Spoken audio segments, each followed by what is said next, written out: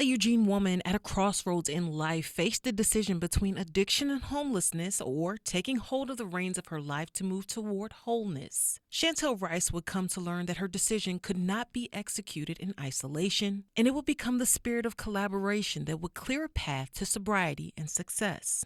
Shantel's story began on rocky terrain, living with a mother strung out on drugs and quick to dish out painful criticism. In those early days, Rice found ways to survive in the harsh environment. She was eventually removed from the home at age 13 and sent to live with her father and his wife. Rice says it was her first time experiencing peace up to that point in her life. My dad had a healthy marriage with my stepmom.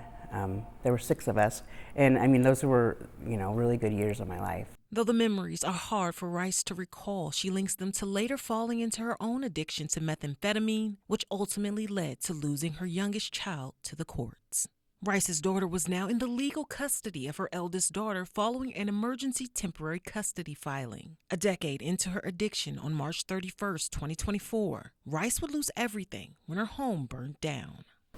You lost your home, your daughter. Tell us about that part in your life. I'd been in active addiction for 10 years. Life was really hard.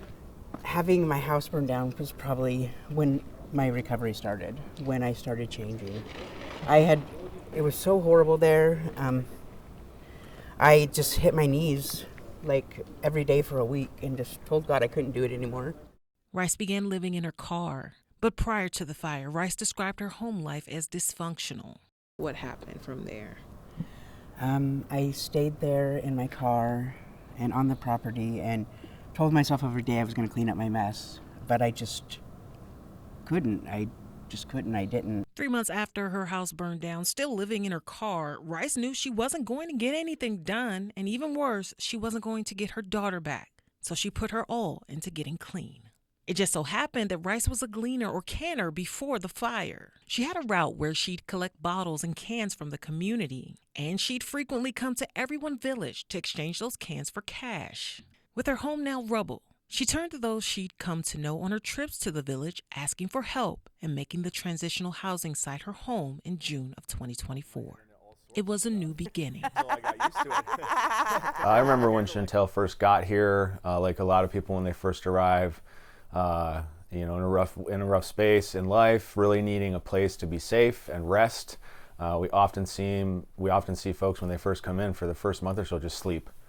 The ability to sleep safely and catch up on sleep, because you cannot sleep safely when you're out on the street. But Rice stood out, wasting no time once her body recovered from months spent without shelter. As soon as she had caught up on her rest, she was right after accessing staff and learning about what we had here and all the resources. She just had that go-getter attitude, and more than that, what I remember about her in those early days of her time in the village was watching her eyes come alive and watching the light come back into her eyes. We could tell as a team here, as a village, that when she started really putting the pieces of her life back together, that she was going places. It also marked the first of many community players stepping into the game to help Rice start over, helping her to rebuild her life from the ground up. I want to get teary-eyed already.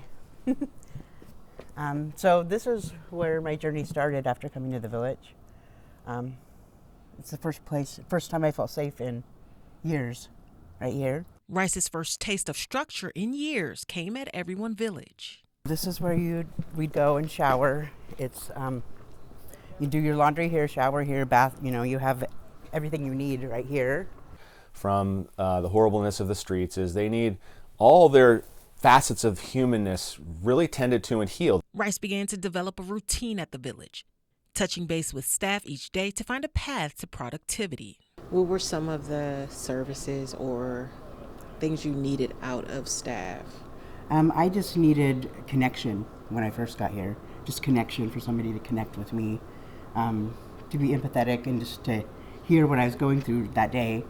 And then after that, it became about the resources they helped me with. Listening to other people's stories here and knowing that they were a lot like mine. The opposite of addiction is connection. And I had connection here. Rice immediately dove into sewing class, learning the skill and making Christmas presents for her kids. She says she spent much of her time in prayer, continuing in her sobriety. But she wanted more for herself, more for her children. Rice says finding a way to earn a stable salary was foremost on her mind, and Everyone Village had the right connections to give her that opportunity. Piavich says Rice's first shot at work came through their partnership with the Oregon Beverage Recycling Cooperative. As economic times have changed and things have gotten harder for people, we started to see more and more people needing that redemption, needing to redeem their containers for immediate cash. We saw an opportunity with Everyone Village. OBRC is the nonprofit that implemented the bottle bill in Oregon, helping Oregonians redeem and recycle billions of beverage containers each year. And OBRC decided to help with workforce training and readiness of the homeless, creating 2 alternative access centers in Oregon. One of those sites, which focuses on hiring the houseless, is in Portland. The other is at Everyone Village. I see the perceptions that people have often of people who are houseless, the assumptions that get made about what people are doing. And I think programs like the Alternative Access Center at Everyone Village show that people just want to be part of a community. They want to have jobs, they want to earn wages, and they want to live a secure life just like anyone else. It is a beautiful part of the story to have partners like OBRC that allow us to give folks all those experiences and regain all that confidence and in the things that they're going to need to be able to do to go out into the broader community and not just survive. We're not actually interested in survival here. That's what the street is. We're interested in flourishing here, and flourishing so that everyone who regains flourishing here is now giving it back to the community, and this just keeps going, and it just grows and grows and grows and grows and grows. The Village Alternative Access Center is overseen by Mickey Washburn. Washburn, the program's director, took Rice as a village resident under her wing as one of her recycling specialists to sort and count containers. I was introduced to the village and she came right up to me and she's like, I really want a job. Can I have a job? She was super enthusiastic, very friendly. Piavich says Washburn's belief in Rice's potential helped inspire the fire in her to take off. Once Shantel had that little kind of nudge out the nest, so to speak, from Mickey, she really started to shine at work. And then we did a really amazing, bold thing with Shantel as a team with her. She was doing so great at working at OBRC that Mickey as a leader would have moments where she needed to go to a doctor's appointment or take her kids to something.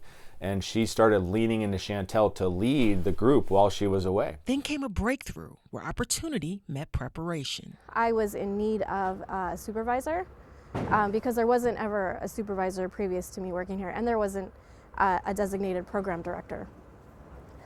So in order for me to have someone that I could essentially depend on to be here when I'm not here, or if I'm sick, because I have a family as well, or like if I need a day off, whatever it may be, I created a staff supervisor position, and she was the perfect fit for it. The position came with a higher wage and one caveat. This is the springboard for you to really get out in the community and the broader job market and find that job you can keep and hold that will do well for yourself and your family. And she did exactly that.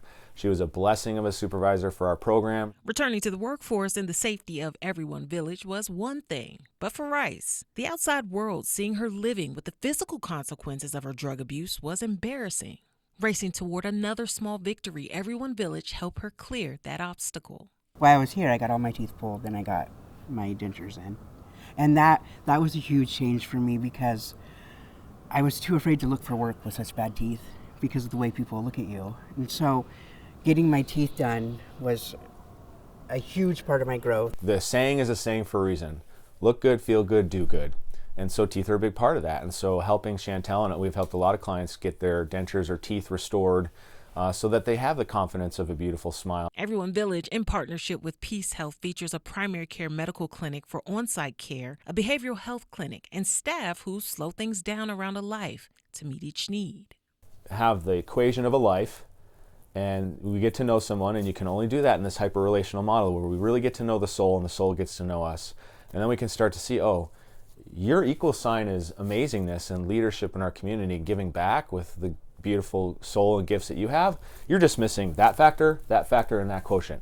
So let's just make a list and let's start helping you with that one, that one, and that one. And wouldn't you know it, once those are restored, and the last one for Shantel was getting her health and her teeth restored, good luck, equal sign, badass out in the community doing amazing things. A new smile brought new confidence and a readiness for Rice to think of long-term work. At the time, the Eugene Area Chamber of Commerce said it had just completed a time of exploring the issue of homelessness and what part it could play in changing things. We, through a lot of interviews and conversations with folks, realized one gap that existed that maybe the chamber could play a role was in helping individuals who are ready and willing to get back on their feet via a job or a place of employment. Realizing through those conversations the unlikelihood of being able to get people directly off the streets and into a job, the chamber began looking to find partnerships with shelters that were already helping people to get on a path to stability. It's really hard to imagine someone who is literally and figuratively unhoused on the street and unsheltered to be able to get up and make their way to a place of employment every day. But a lot of these shelters are providing this stability for people and really helping folks get to a place where they now are able and willing and ready to do that. We started partnering with Everyone Village as one of our early shelter partners in this workforce project. The goal to bring people dignity while helping them to learn skill sets that could be applicable to various jobs by creating training opportunities. The chamber then partnered with Food for Lane County, which was already in on this type of workforce training. They said, we already have a warehouse training program that we've been doing for a long time that, we're kind of looking at how do we pivot, what do we do with this? And we said, well, what if you shifted it to offer that training and really target that training towards shelter clients? The chamber became the human resource backbone, setting up interview processes, getting resources and information to shelters around resume building, and helping staff at shelters in Food for Lane County to put together the training program. Shelter clients could apply, go through an interview process, and go through a 6 to 12-week workforce training program to gain employment. For Rice, it was a time to keep a promise. 4 months into her position with the village's recycling site, Rice's next work opportunity would come in September of 2025 through this collaboration leading to long-term work. And by this time, Rice had stabilized enough to move back on her property, where the crafty hands of high school students gave her a temporary place to stay while her home is being rebuilt. The builders of 2 cottages on her property were juniors and seniors in the Eugene 4J School District's Future Build residential construction program. The program, in its 4th year, builds cottages for Everyone Village and sheds for the McKenzie Valley wildfire relief efforts, providing fireproof storage. Students say it's personal to them, making sure that people like Rice gain housing. Something very important to me. I did experience homelessness at one point in time last year or 2 years ago, sophomore year. That was right before I joined this program, and I joined it because it hit a lot of heartstrings for me, because it was difficult for me and I saw how it affected people around me. And the place that I was at had these little sheds that were still really cold, but people were so desperate for shelter that they were starting to use those. So it really meant a lot to me that this program was building shelters for those who needed it. And we never know anybody else's story, and it is too easy for people when driving down the road and seeing somebody with a sign or a tent and make all sorts of harsh judgments about where they're at, and we don't know the story. I know that at different times in my life I was one paycheck away from being bankrupt, right? That one medical emergency would have just destroyed everything I had. So there's a little bit of empathy. The community connection part was always a big part of it. And knowing that we could do something that was a tangible, identifiable thing that helped, maybe only one person or 2, and then it became 4 and 5. Rice is now 4 months into her role at FFLC as a warehouse assistant, running the produce cooler where fresh fruits and vegetables are brought in, and she organizes them for shoppers. The Chamber and OBRC say scores of people who've struggled with homelessness have found their way back to the workforce through community collaborations. Quick Warner tells us so far 65 people have graduated training programs through FFLC and Viking Textile Maker Hub that does industrial sewing training. It's now expanding to work with Shift Community Cycles, which does bike repairs. This idea of collaboration really for me means how do you bring what you can bring to the table and mix it with these other ingredients and make something beautiful. For OBRC, why is it important to facilitate something like this and be in collaboration with all these other organizations that help to create this kind of change in someone's life? On a fundamental helping retain as much access to the system as we can for customers, our Eugene Redemption Center is super busy. And last summer, for example, we had to refurbish some of those machines. So we had to take 5 or 6 of them offline while we were refurbishing them. We were able to direct customers to go to Everyone Village. From an operational standpoint, that was super helpful to have an alternative center so close by.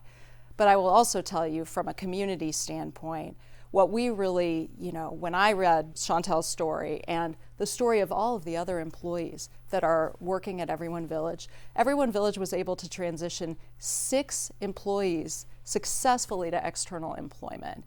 We are so proud to have played a very small part in that. It was so heartening to see the job skills that they were learning. Communication, dealing with high stress situations, being to work on time. Rice is now continuing in her sobriety and working hard as her home is rebuilt. It was very difficult, but I liked the fresh start, starting all over. That just to start all from scratch was really powerful for me. I mean, to just lose it all and just start over. She's a friend now. Like, I really adore her. She's very driven. She's optimistic. To see that she lost everything and just kept pushing through, right? Especially through her sobriety, right?